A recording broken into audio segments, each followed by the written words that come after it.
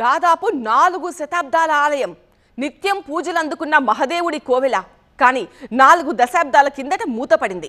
అసలు అక్కడ ఆలయం ఉందన్నది కూడా ఆ ప్రాంతవాసులకు తెలియదు. గుడితో పాటు అక్కడున్న బావి పూడుకుపోయింది. బావి పక్కనుండే చెట్టు మాయమైంది. ఆ ప్లేస్లో అక్రమ కట్టడాలు వెలిశాయి. కానీ ఇప్పుడు ఆ గుడి తలుపులు తెరుచుకున్నాయి. మట్టిలో పూడుకుపోయిన దేవతా విగ్రహాలు బయటపడ్డాయి. మరి ఇన్నేళ్లు ఆ గుడి ఎందుకు తెరుచుకోలేదు? 4 దశాబ్దాల క్రితం సంభల్లో ఏం జరిగింది? మరోసారి సంభల్ వేదికగా మందిర్ మసీద్ వివాదం తెరపైకొచ్చింది. ఉత్తరప్రదేశ్లోని సంభల్లో ఓ పురాతన ఆలయం బయటపడింది. ఇప్పుడిదే దేశవ్యాప్తంగా అతిపెద్ద చర్చకు వేదికైంది. ఆలయంలో హనుమాన్ విగ్రహం ఉంది. ఆ విగ్రహం కిందనే శివలింగం బయటపడింది. ఎదురుగా నంది విగ్రహాలు కూడా ఉన్నాయి. డిసెంబర్ 14న ఆలయం వెలుగులోకి రాగానే మరుసటి రోజు నుంచే పురాతన శివాలయాన్ని దర్శించడానికి భక్తులు పోటెత్తారు. ఆలయాన్ని పునరుజ్జీవనం చేసి పూజలు, హోమాలు నిర్వహించారు.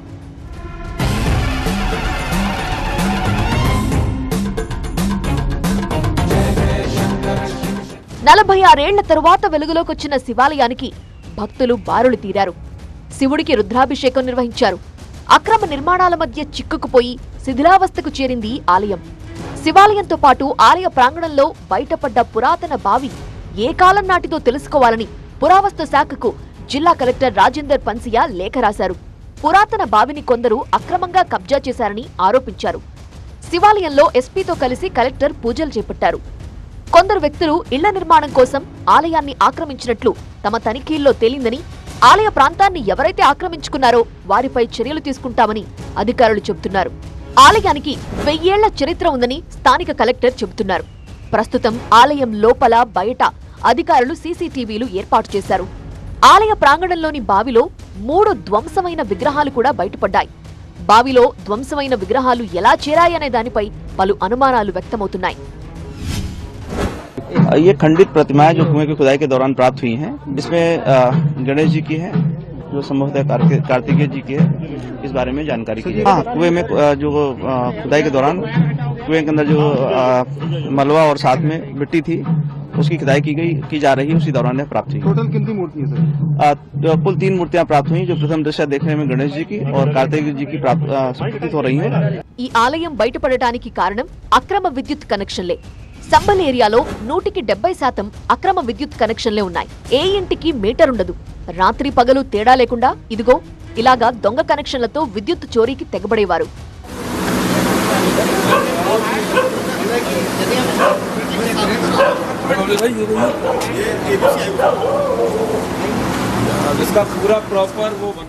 అక్రమ విద్యుత్ కనెక్షన్లపై ఉక్కుపాదం మోపటం లక్ష్యంగా అక్కడి ప్రభుత్వం ఓ పెద్ద డ్రైవ్ ప్రారంభించింది. ప్రతి ఇంటికి మీటర్ బిగిస్తూ అక్రమ కనెక్షన్లను తొలగించే క్రమంలో ఈ పురాతన ఆలయం బయటపడింది. हाँ, इतने दिनों में कभी पता ही नहीं कि मेरी 50 साल की लगभग उम्र है, ये देखा ही नहीं कि यहाँ मंदिर भी है। अच्छा, तो जाहिर तौर पर लोगों को पता नहीं था, लेकिन अब आ रहे हैं। आस्था का पूरा केंद्र बन चुका है ये मंदिर। मंगलवार है, यहाँ पर आज चोला चढ़ाने के लिए आप देखेंगे तमाम जो भक्त हैं, महिलाएं भी आई हैं। माता जी, आप भी पूजा करने के लिए आई हैं सुबह सुबह?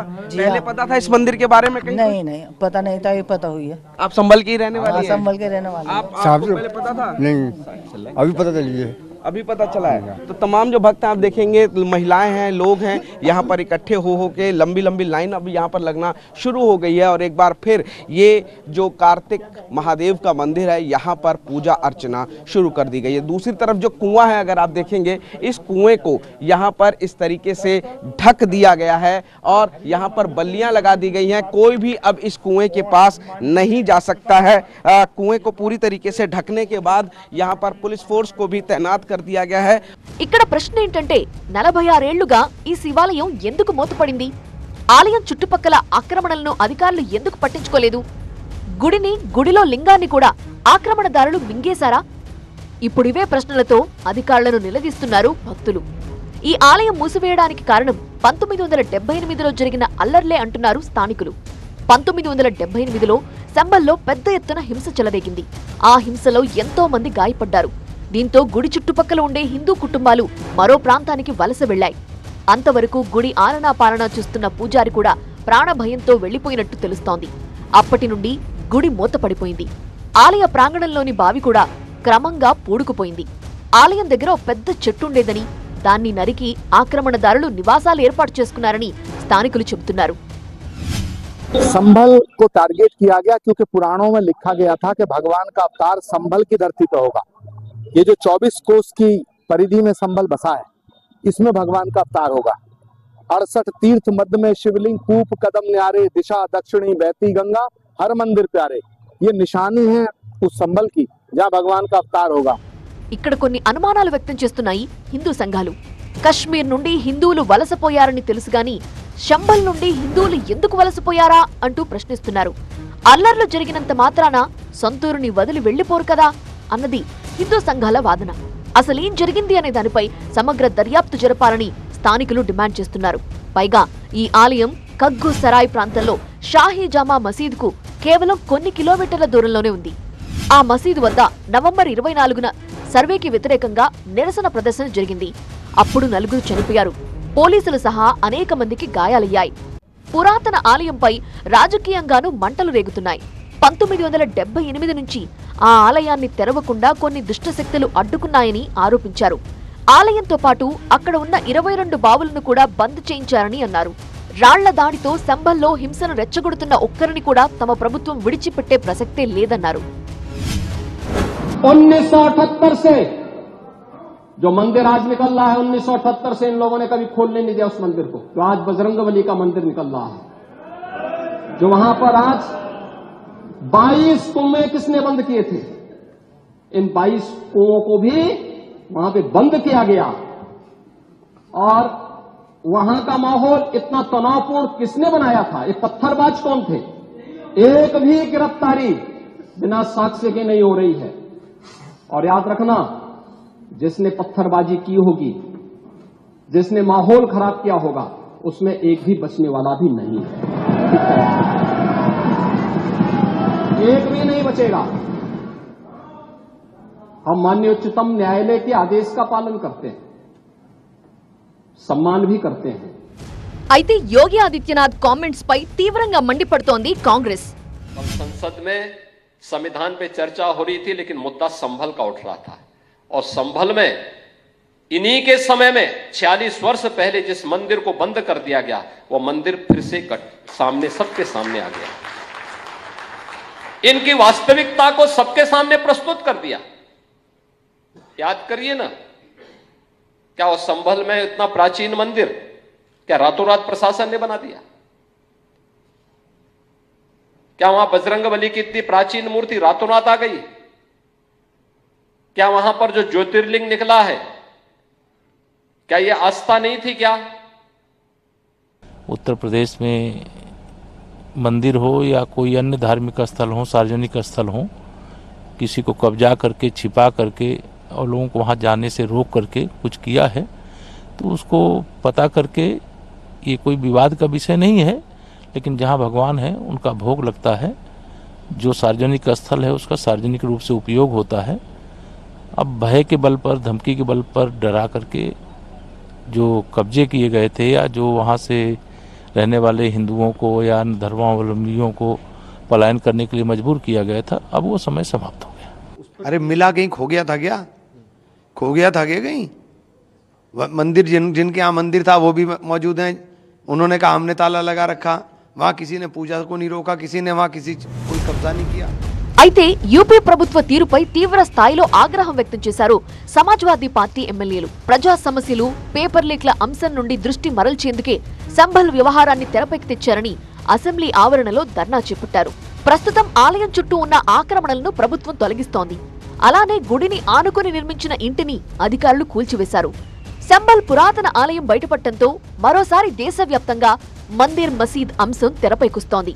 ఇటీవల కాలంలో ప్రార్థనా స్థలాల వివాదాలు పెరిగిపోయాయి. ఇప్పటికే సంభల్లోని జామా మసీద్ న్యాయపరమైన సవాళ్లు ఎదుర్కొంటోంది. ఈ మసీదు స్థానంలో హరిహర ఆలయం ఉండేదని ఓ వర్గం కోర్టులో పిటిషన్ దాఖలు చేసింది. ఈ నేపథ్యంలో కోర్టు ఐఎస్ఐ సర్వేకు కూడా అనుమతి ఇచ్చింది. సర్వే సమయంలో సంభల్లో హింస చెలరేగింది. 5 చనిపోయారు. ఈ హింసాకాండలో కొందరు పోలీసులు, స్థానికులు గాయపడ్డారు. అజ్మీర్ షరీఫ్ దర్గాను మహాదేవుని ఆలయంగా అభివర్ణించడంతో చెలరేగిన వివాదం కొనసాగుతూనే ఉంది. ఈ అంశం కూడా కోర్టులో ఉంది. దీనికి ముందు మధురలోని జ్ఞానవాపి మసీద్, శ్రీకృష్ణ జన్మభూమి, షాహీ ఈద్గా మసీద్ వివాదాలు కూడా హై ప్రొఫైల్ కేసులు. ప్రస్తుతం సంభల్ నివురుగప్పిన నిప్పులా ఉంది. అయోధ్యతో ముగిసిందనుకున్న సిరీస్ కాశీ మధుర వరకు చేరింది. కాలానికి న్యాయానికి మధ్య జరుగుతున్న ఈ మథనంలో ఇప్పుడు సంభల్ వంతు వచ్చింది.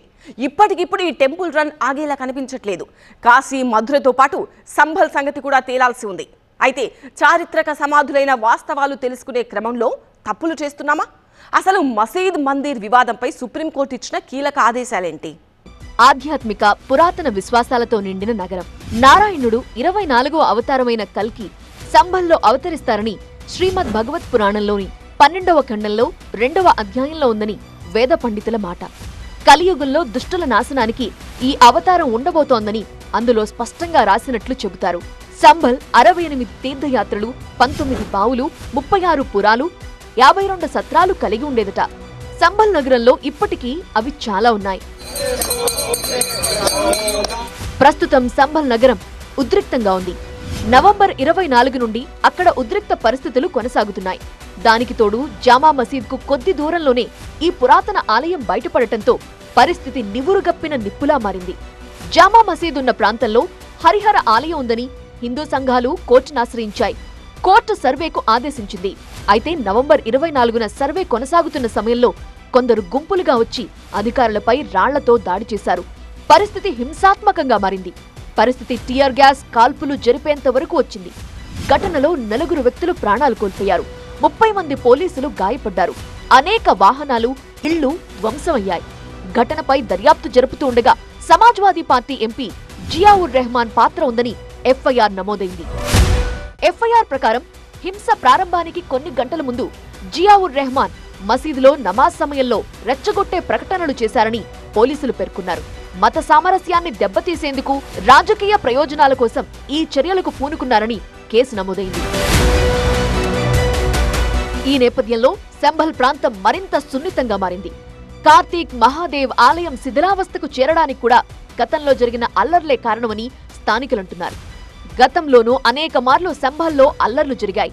1947 నుండి అక్కడ హింసాత్మక ఘటనలు జరుగుతూనే ఉన్నాయి.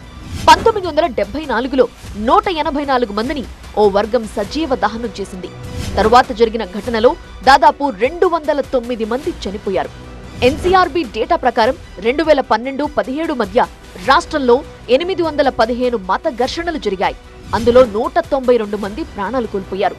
2007-2011 మధ్య 66 మత ఘర్షణల్లో 121 మంది ప్రాణాలు పోగొట్టుకున్నారని అసెంబ్లీలో యోగి ఆదిత్యనాథ్ ప్రకటించారు.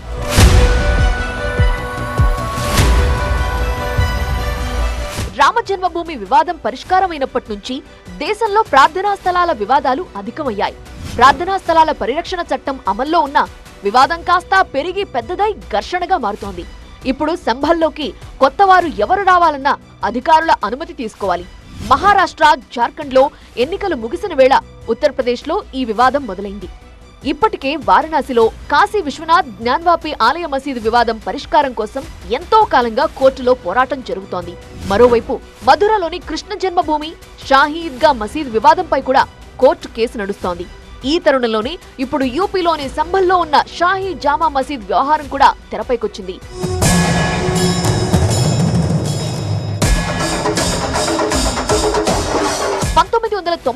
బాబ్రీ మసీదు కూల్చివేత తరువాత దేశ రాజకీయాల్లో అనూహ్యమైన మార్పులు కనిపించాయన్నది వాస్తవం. బాబ్రీ మసీద్ రామ జన్మభూమి వివాదం ఊపందుకున్నప్పుడు విశ్వ హిందూ పరిషత్, ఇతర హిందూ సంస్థలు వారణాసిలోని జ్ఞాన్వాపి మసీద్, మధురలోని షాహీ ఈద్గా అనే 2 మసీదుల కేసులను సీరియస్ గా తీసుకోవాలని పిలుపునిచ్చాయి. అయితే సెప్టెంబర్ 1991లో భారతదేశంలో ప్రార్థనా స్థలాల చట్టం 1991 రూపుదిద్దుకుంది. ఈ చట్టం ప్రకారం 1947 ఆగస్టు 15న ఉన్న ప్రార్థనా స్థలాలు ఏవైనా వాటి స్థితి అలానే ఉంటుంది.